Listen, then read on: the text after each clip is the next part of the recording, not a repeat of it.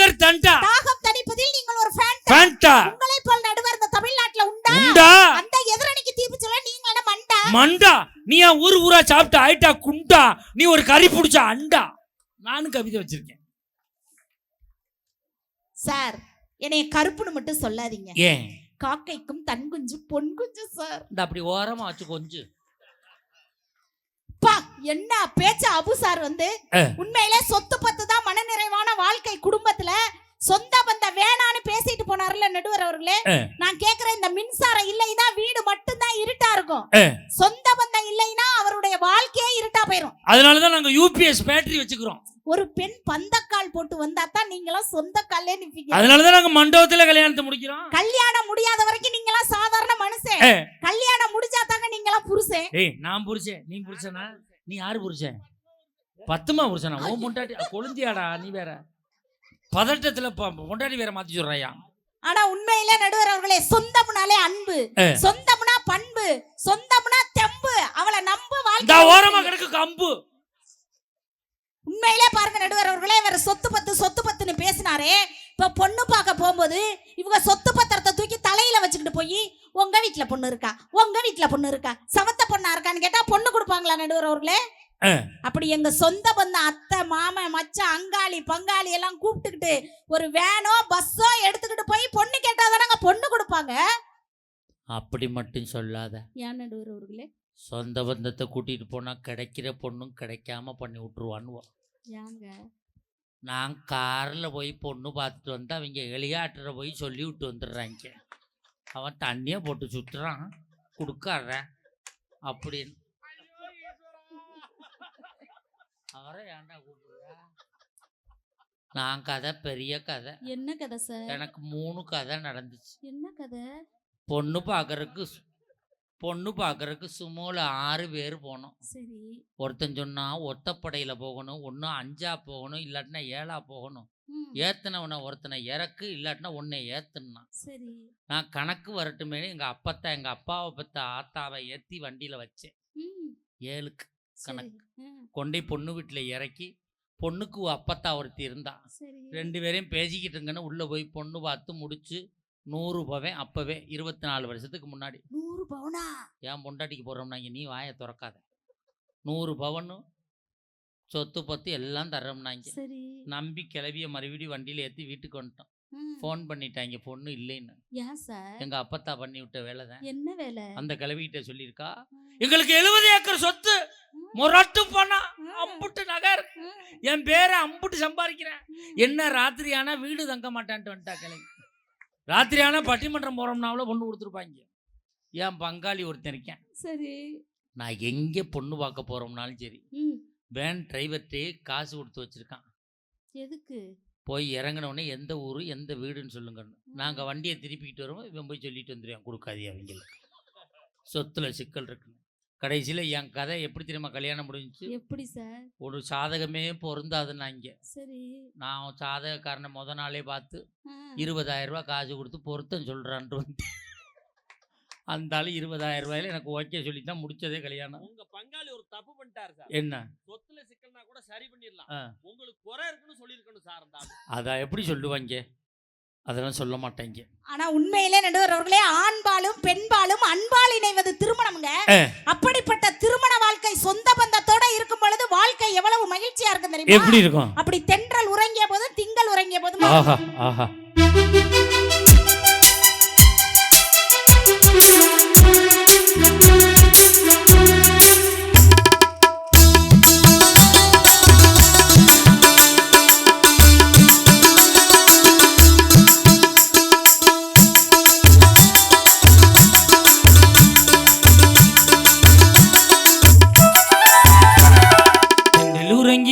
காதல் மாறி போகுமா, ஒன்று சேர்ந்தால்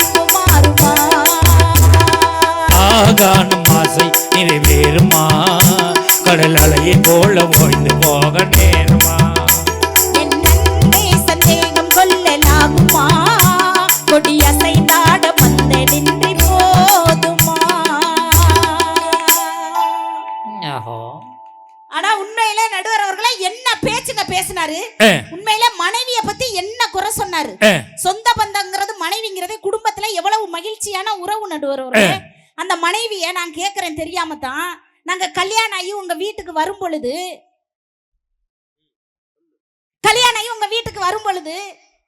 பூச்சி மருந்துன்னு உனக்கு கடையில விக்குது தெரியுமா? பூச்சி மருந்து ரெண்டுல விக்கும், ஒன்னியா விக்குது? ஒண்ணுதான் பூச்சி மருந்து விக்கும் தெரியுமா கடையில?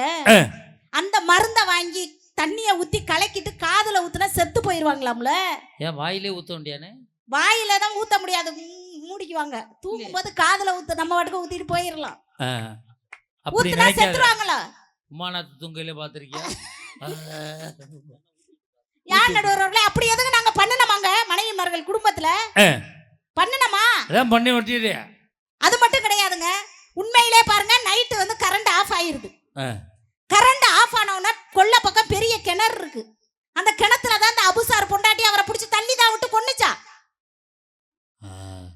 நல்ல ஒரு கும்பாசியம், அதுமா நல்ல செய்தியா சொல்றேன். அது மட்டும் இல்ல நடுவர்களே, கோடாலி தையல் வச்சிருக்கிய தானே? இருக்கு. இந்த கோடாலி தையல் தான் நைட்டு மல்லாக்கப்படுத்து தூங்கும் போது கதுல மூக்குல 5 சொட்டு விட்டா மூச்சு வராதுல. அத பண்ணணுமா? வேற அடுப்பாங்கரையில அருவாமனைன்னு ஒண்ணு இருக்கு, பாத்திருக்கீங்களா? அந்த அருவாமனை எடுத்து என்ன அபுசார் கழுத்துல அவர் பொண்டாட்டி வெட்டுச்சா? வேற உங்க வீட்டுல பழம் நறுக்கிறதுக்கு கத்தி இருக்குல்ல, அந்த கத்தியை எங்க அக்கா எடுத்து உங்க வயித்துல தான் குத்துச்சா?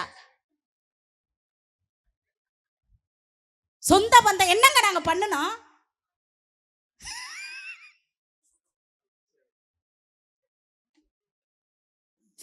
பேசுப்பா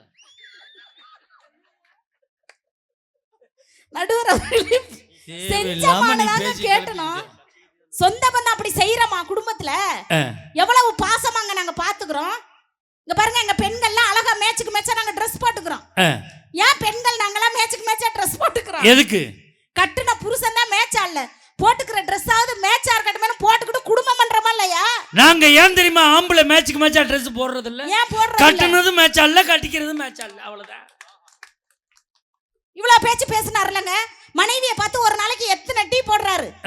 காலையில தூங்கி எந்திரிச்சதுல இருந்து ஏய் பேஸ்ட் கொண்டாடி, பிரஸ் கொண்டாடி, துண்டு கொண்டாடி, இட்லி கொண்டாடி, சட்னி கொண்டாடி எத்தனை டீ போடுறாரு? என்னைக்காவது மனைவி மார்கள் தாட காப்பி ஓ புருஷன்ட்ட போய் சொல்லுமா? இப்ப யார் கூப்பிட்டாலுமே அப்படி தடுமாறி விழுகுறாமா அப்படின்னு சொந்த பந்தம் நாங்க சொல்றோமா? அதான் சொல்லிவிட்டியே.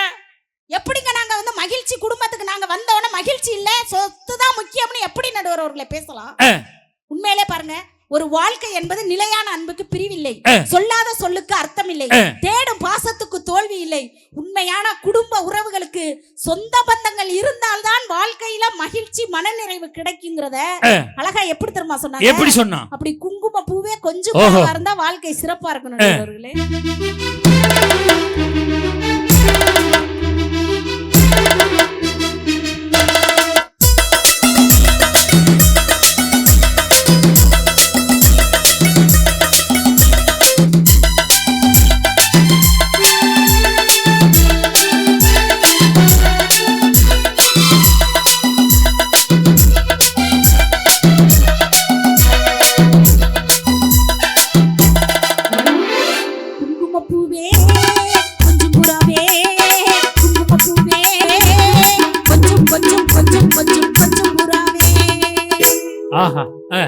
உண்மையிலே ஒரு குடும்பத்துல மகிழ்ச்சி சொந்த பந்தம் இருந்தாதாங்க மகிழ்ச்சி கிடைக்கும்.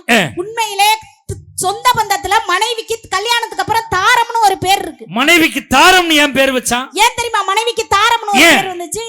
அப்படி அன்பை தாரம், பண்பை தாரம், பாசத்தை தாரம், கணவனுக்கு முத்தத்தை தாரம், புள்ள குட்டிய பெத்து தாரம். அதனால எங்களுக்கு தாரம்னு ஒரு பேர் இருக்கு. அதனாலயா மனைவிக்கு தாரம் பேர் வச்சா? ஆமா. ஏன் தெரியுமா மனைவிக்கு தாரம் பேர் வச்சா? உங்களை கல்யாணம் பண்ணதுக்கு அப்புறம் எங்க அப்பா அத்தால விட்டு தாரம், எங்க அண்ணன் தம்பியை விட்டு தாரம், எங்க அக்கா தங்கச்சியை விட்டு தாரம், எங்க சொந்த பந்தத்தை பூரா விட்டு தாரம். அதனாலதான் உங்களுக்கு பேர் தாரம். தாரம் கடைசியா கடையில போய் தாரம், ட்ரிபிள் எக்ஸ் ரம், நீ பழைய தகரம். ஆனா இவ்வளவு பேச்சு பேசுறீங்களங்க. ஆண்கள்னு சொல்லுங்க, உதடு ஒட்டுதான்னு பாப்போம். ஆண்கள் உதடு ஒட்டுதா? ஒட்டல. குடும்பத்திலையும் ஒட்ட மாட்டாங்கக்கா. பெண்கள்னு சொல்லுங்க. பெண்கள் உதடு ஒட்டுதா? உதடு ஒட்டுது. ஒவ்வொரு குடும்பமும் இன்னைக்கு ஒட்டிக்கிட்டு இருக்குன்னா பெண்கள் எங்கனால? ஆண்கள் சொல்லும் போது உதடு ஒட்டல. ஒட்டலையே. குடும்பத்திலையும் ஒட்ட மாட்டோம். ஆமா. பெண்கள் சொன்னா உதடு ஒட்டுது, ஆமா குடும்பத்தையும் ஒட்ட வைக்கிறீங்க. எஸ் இப்ப நான் சொல்றத நீ சொல்லு. ம் கொழுந்தியா? மரியாதையா சொல்லு.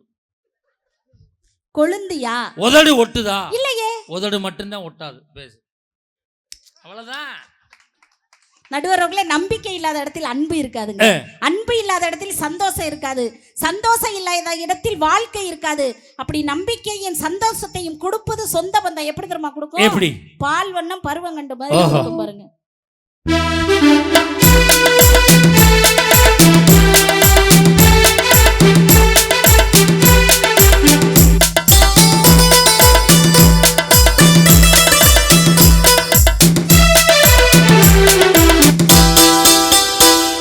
பால் வண்ணம் பருவம் கண்டு வேல்வன் விழிகள் கண்டு பால் வண்ணம் நான் பூவண்ண பாடம் சொல்ல எண்ணம் இல்லையா? பால் வண்ணம் பருவம் கண்டு வேல்வண்ணம் விழிகள் கண்டு மான் வண்ணம் நான் கண்டு பாடுகிறேன். வண்ணம் அங்கே கண்டேன், நெய் வண்ணம் இங்கே கண்டேன், பெண் வண்ணம் நோய் கொண்டே வாடுகிறேன். நல்ல ஒரு கைதட்டல் கொடுங்க பாப்போம். அருமையான குரல் வளம். இப்ப நீங்க நாடு படத்துல தானே பாடி இருக்கீங்க. ஆமா நடுவர்களே. இங்க வந்துட்டீங்கல்ல கும்பாபிஷேகத்துக்கு. ஆமா 40 படத்துக்கு மேல பாடணும். நன்றி. 100 வயசுக்கு மேல நீங்க வாழணும். எல்லாரும் கைதட்டி உங்களை வாழ்த்துறோம். அத ஓம் பொண்டாட்டிட்ட போய் கேளு, இங்க நீ எத்தனை வயசு வரை வாழணும்? இந்த அம்மாவுக்கு கேரண்டி நான் கொடுக்க முடியும். ஆனா நடுவர்களே, கல்யாணம் ஆன புதுசுல நடுவர்களே ஒரு 35 வருஷம் இருக்குமா? எத்தனை வருஷம் இருந்தாங்க? அப்புறம் என்ன புதுசுல? புதுசுல கல்யாணம் ஆன புதுசுல. இப்ப நினைச்சாலே எனக்கு வெக்கமா வருது நடுவர்களே. கொஞ்சம் தள்ளி நின்னு. இந்த வயசுலயாவது வருது உனக்கு வெக்கம்? கல்யாணம் ஆன புதுசுல ஓயாம சொல்லாத, ஒரு தடவை சொல்லிட்டு விடு. எங்க அத்தா என்னை வாடினே கூப்பிட மாட்டாருங்க. ஏன்? இங்க வாடா அப்படிதான் கூப்பிடுவாரு. எல்லாம் அப்படித்தான் கல்யாணம் புதுசுல உளருவாங்க. ஏன் தெரியுமா? ஏன் தெரியுமா நடுவர்களே? என் முகம் வாடி போயிருமா. இங்க வாடுறதுக்கு என்ன இருக்கா? ஆனா அதே மாதிரி நானும் பண்பாடு உள்ள பிள்ளைங்க. கல்யாணத்துக்கு முன்னாடி எல்லாம் கண்ணுக்கெல்லாம் நல்லா மை விட்டு ரொம்ப அழகா இருப்பேன் நடுவர்களே. மரியாதை மரியாதை. நீ கண்ணுக்கு மை விட்டாலும் அதே கலரா தான் இருக்கும். அப்படின்னா மை வேற விடுற. ஆனா கல்யாணத்துக்கு அப்புறம் கண்ணுக்கு மையே போட மாட்டேங்க. ஏன் தெரியுமா? ஏன் தெரியுமா நடுவர்களே?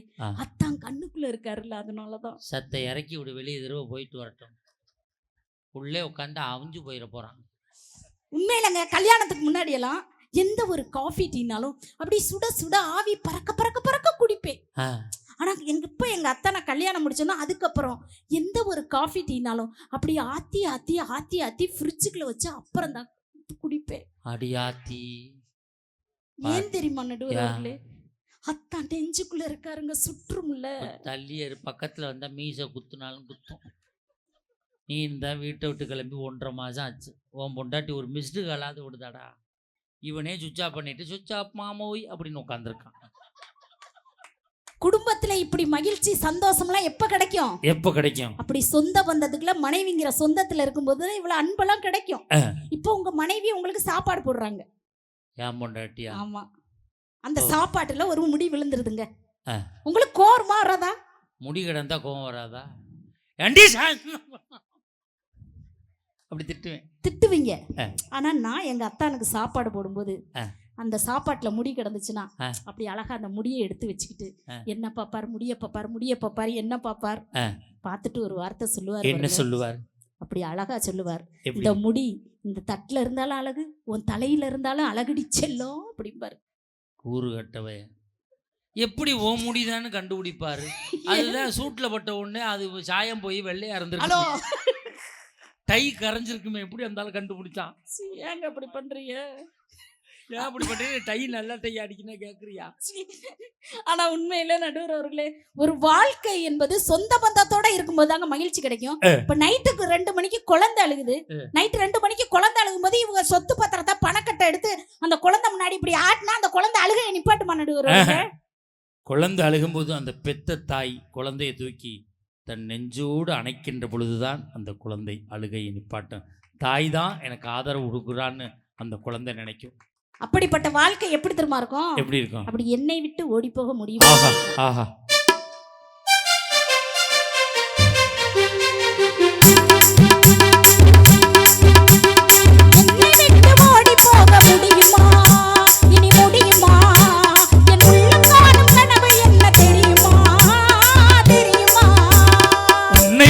ஓடி போக முடியுமா? இனி முடியுமா? நாம் தெரியுமா? தெரியுமா? என்னை விட்டு ஓடி போக முடியுமா? இனி முடியுமா? என் உள்ளம் காணும் கனவு என்ன தெரியுமா? தெரியுமா? உண்மையிலே நடுவர்களே, எங்க அத்தா மாதிரி பாசக்கார மனுஷனை பார்க்க முடியாது. என்ன பாசம்? மனுஷன் காலையில 7 மணிக்கெல்லாம் டான்னு எந்திரிச்சிருவார் தூங்கி. அப்பத்தான் தெளியும் போல இருக்கு. அப்படி காலையில 7 மணிக்கெல்லாம் எந்திரிச்சு தங்க குட்டி அப்படிம்பாரு. கண்ணு தெரியாதவன் என்னத்தான் நொன்னத்தான். எங்க மாமியார் சொல்லுவாங்க, பன்னி குட்டிய தங்க குட்டிக்கிற மாதிரி அப்படிம்பாங்க. அந்த அம்மாவுக்கு கண்ணு நல்லா தெரியும் போல. ஆனா பட் அதை பத்தி நான் கேர் பண்றது நீ இல்லை. கேரே பின்றது இல்லையே. உன் கூந்தலை தூக்கி முன்னாடி போட்டு பார்ப்போம். ஏன் நடுவர்களே, இதுக்கு என்ன குறைச்சல்? என்ன இருக்கு அங்க குறைச்சலுக்கு? கூந்தலை பாத்தியலா? பொங்கலுக்கு வெள்ளை அடிக்கிற கட்டை புரசு மாதிரியே இருக்கியா? அதுவும் பிசிறு அடிச்சு போய் கிடக்கு. அப்படி தங்க குட்டிங்கனோன்னா அப்படி ஜிங்குன்னு அத்தா முன்னாடி போய் நின்னு, யாத்தான் டெய்லி காலையில ஏன் முகத்திலே முழிக்கிறீங்களே அவ்வளவு பாசமான்னு கேட்டேன். அதுக்கு அவர் ஒரு வார்த்தை சொன்னார். என்ன சொன்னாரு? அதெல்லாம் ஒண்ணும் கிடையாது, உன்னைய உத்து பாப்பேன், இருட்டா இருக்கும், இன்னும் விடியலன்னு படுத்து தூங்கிடுவேங்கிறாருங்க மனுஷன். இதுக்கு பேர் தான் விடியாமூஞ்சிங்கிறது. Hello, mic testing. என்னதான் நான் விடியாமுஞ்சியா இருந்தாலும் கூட எங்க அத்தா வாழ்க்கை விடியறது என்னால. அப்படியா? ஆமா. என்ன இன்னைக்கு விடியுது? டெய்லி என்னாலதான் விடிஞ்சுக்கிட்டு. ஓஹோ. உண்மையிலே பாருங்க, போன வாரம் வேர்க்க விறுவிறுக்க உடியாந்தாருங்க. யாத்தா இப்படி வேர்க்க விறுவிறுக்க உடியாரீங்களே அப்படின்னு கேட்டேன். என்னைய ஒரு நாய் துரத்திச்சிடி அப்படின்னாரு. நானே இப்படித்தான் பதறி போய், நீங்க பதறிட்டானு நாய் கடிச்சிருச்சா எங்கனையாவது நாய் கடிச்சிருச்சா தான் அப்படின்னு கடிக்க தாண்டி வந்துச்சு. ஓம்பிட்ட ஆதார கடை கட்டுன்னு திரும்பி ஓடிடுச்சுட்டாரு. உண்மையிலே சொல்றேன், இந்த நாய் வளர்க்குறாங்கல்ல காவலுக்கு, ஆண் நாய் வளர்க்குறாங்களா பெண் நாய் வளர்க்குறாங்களா? ஆண் நாய். பெரும்பாலும் ஆண் நாய் தான் வளர்ப்பாங்க. ஆமா. ஏன் தெரியுமா? எங்க ரயில்வே சேவர் கூட ஆண் நாய் தான் வளர்க்குறாப்ல. ஏன் தெரியுமா? நைட்டு அவுத்து விட்ட உடனே இப்படி காம்பவுண்ட் வால்ல ஏறி நின்று பார்க்கும். திருடன்ல பொட்ட நாய் வருதான்னு முழிச்சுக்கிட்டே இருக்கும். அதனாலதான் ஆண் நாய் வளர்க்குறாங்க. நீ வேற. ஆனா நடுவர் அவர்களே, இப்ப வந்து நீங்க ஒரு கல்யாணத்துக்கு போறீங்க. கல்யாணத்துக்கு போறீங்க, அந்த கல்யாணத்துல பொண்ணு வீட்டுக்காரங்களோ மாப்பிள்ளை வீட்டுக்காரங்களோ உங்களை பார்த்து என்ன கேட்பாங்க? என்ன கேட்பாங்க? வீட்டுல வரல அப்படித்தான் கேட்பாங்க. அப்படியும் கேட்பாங்க. சில மாப்பிள்ளைய பார்த்தா, மாப்பிள்ளை மச்சான் அக்கா வரலையா, வாங்க கடைக்கு போகணும்னு கூட்டிட்டு போயிடுவாங்க. தெரியுமா? அது எவ்வளவு பெரிய சாலி தெரியுமா? அதெல்லாம் உனக்கு தெரியாது. அப்படி சொந்தத்தை தானங்க கேட்டாங்க. மாப்பிள்ளை உங்கள்கிட்ட 1 லட்சம் நல்லா இருக்கா, உங்க 1 லட்சத்தை கூட்டிக்கிட்டு வரலையா அப்படி நான் கேக்குறேங்க. ஆனா ஒரு மகிழ்ச்சி என்பது சொந்த பந்தத்தோட இருக்கும் பொழுது வாழ்க்கை எப்படி தெரியுமா நடுவர்? எப்படி இருக்கும்? அப்படி அப்பாவுக்கு அம்மாவுக்கு சண்டைங்க. அந்த சண்டை வந்தா கூட தன் பெத்த புள்ள வந்து சமாதானப்படுத்துவான். அதுதான் குடும்ப உறவு, சொந்த பந்தம், மகிழ்ச்சி.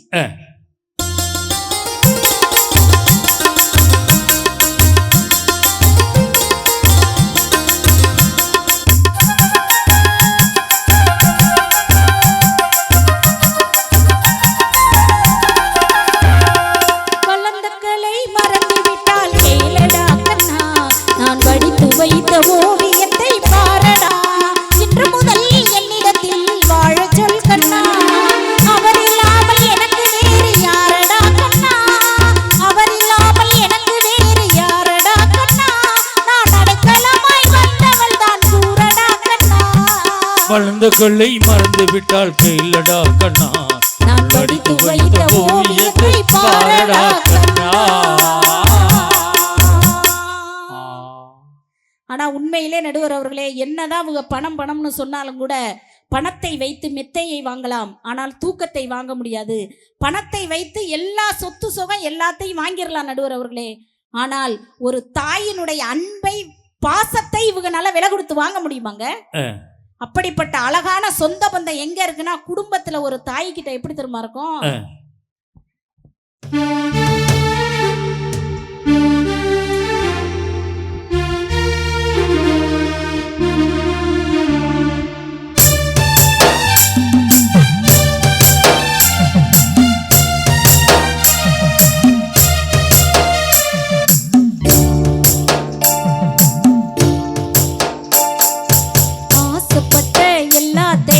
காசு இருந்தா வாங்கலாம், அம்மாவை வாங்க முடியுமா?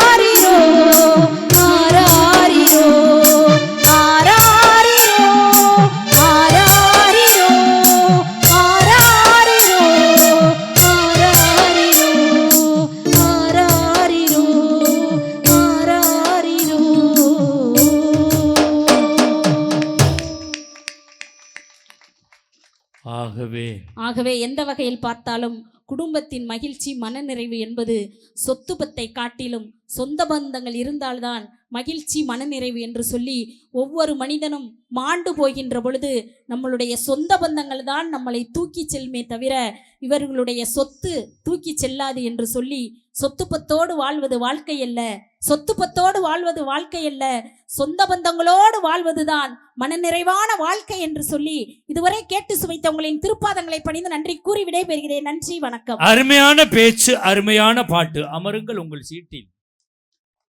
மெதுவா டேபிள் ஆடுது. உண்மையிலே நல்ல பேச்சு. ஒரு கைதட்டல் கொடுங்க பார்ப்போம்.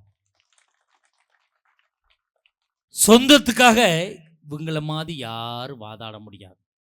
அவ்வளோ சிறப்பாக வாதாடக்கூடியவங்க. திருமணமாகி 35 ஆண்டுகள் ஆனாலும் இதுவரைக்கும் மாமியாவுக்கு சோறு போடாத ஒரே ஆள் இந்த அம்மா தான். ஒரு ஊராக போய் சொல்லுது சொந்தத்தோடு இருங்கணும். ஓ மாமியா உன்னோட இருக்கா? கல்யாணம் பண்ணி மறுநாள் தனி கொடுத்தனம் போனாலும் தானே. மாமனார் பஸ் ஸ்டாண்டில் வாழைப்பழம் வியாபாரம் பண்ணிக்கிட்டு இருந்தான். இவ்வளோ பெரிய சொத்துக்காரன் 7 ஏக்கர் வாழைத்தோப்பு வச்சுருந்தான். இதுக்கிட்ட கொடுத்துட்டு வாழைப்பழம் இந்த முனிச்சிப்பாக பார்த்து விற்றுக்கிட்டுறான். அந்த ஒரு ஊராக பேசுறது பெருசு இல்லை. உன் குடும்பத்தை ஒழுங்காக வச்சுருக்கணும், அதானே முக்கியம். ஊருக்கு பூரா உபதேசம் பண்ணி என்ன பண்ண? நீ வீட்டில் உழ வச்சு 12 நாள் ஆச்சுன்னு தகவல் வருது.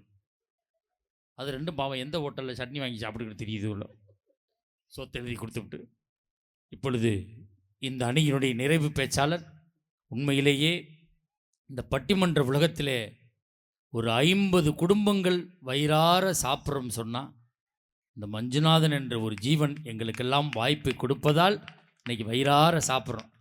நாங்கள் இந்த பட்டிமன்ற உலகத்திலேயே பட்டிமன்றம் ஆரம்பித்து ஏப்ரல் மாதம் இந்த ஏப்ரல் மாதம் சீசன் ஆரம்பிச்சிச்சு.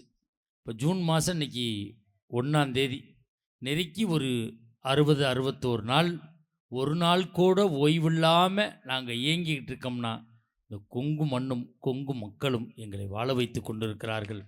அதற்கு மஞ்சுநாதன் எங்களுக்கு முழு காரணமாக இருக்கிறார்.